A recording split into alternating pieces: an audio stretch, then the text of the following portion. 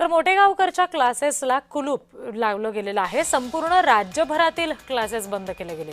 छत्रपती संभाजीनगरमध्ये सुद्धा ही कारवाई करण्यात आलेली आहे।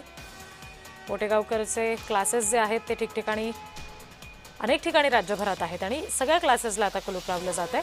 आमचे संभाजीनगरचे प्रतिनिधी विजय चिडे या संदर्भात आपल्याला आणखी तपशील देत आहेत।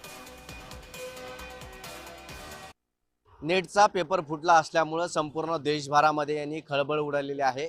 मात्र या पेपर फुटीचा मुख्य सूत्रधार म्हणजे शिवराज मोठेगावकरांचं नाव जे आहे ते समोर आलेलं आहे।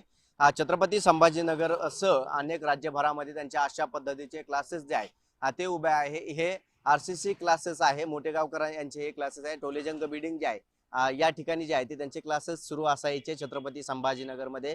या ठिकाणाहून जर बघितलं तर मोठ्या संख्येने विद्यार्थी या ठिकाणी असायचे। मात्र आता मागील काही दिवसापासून जर बघितलं तर नीटचा पेपर फुट्या प्रकरणी आता शिवराज माटेगावकर याला अटक करण्यात आली होती। त्यानंतर हे क्लासेस जे आहेत ते आता बंद करण्यात आलेले आहेत। त्याचमुळे ठिकाणी कुठलाही अनुचित प्रकार घडू नये यासाठी प्रशासनाच्या वतीने या क्लासेस बाहेर जे आहे ते बंदोबस्त देखील लावण्यात आलेला आहे। पोलीस बंदोबस्त जो आहे तो देखील या ठिकाणी लावण्यात आलेला आहे। अशा पद्धतीचा जो आहे तो बंदोबस्त या ठिकाणी ठेवण्यात आला। वाहन जे आहे ते उभा करण्यात आलेला आहे। कारण नीटचा पेपर फुटल्या प्रकरणी शिवराज माटेगावकर याला अटक झालेली आहे। त्याच्या मुलाची देखील सीबीआय चौकशी जी आहे ती सुरू असल्याची पाहायला मिळत आहे।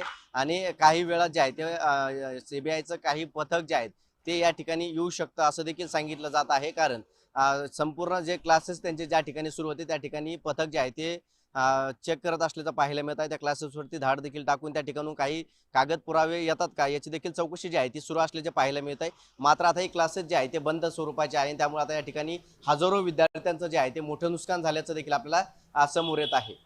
कॅमेरा पर्सन संतोष सिरसाट, विजय चिडे, छत्रपती संभाजीनगर।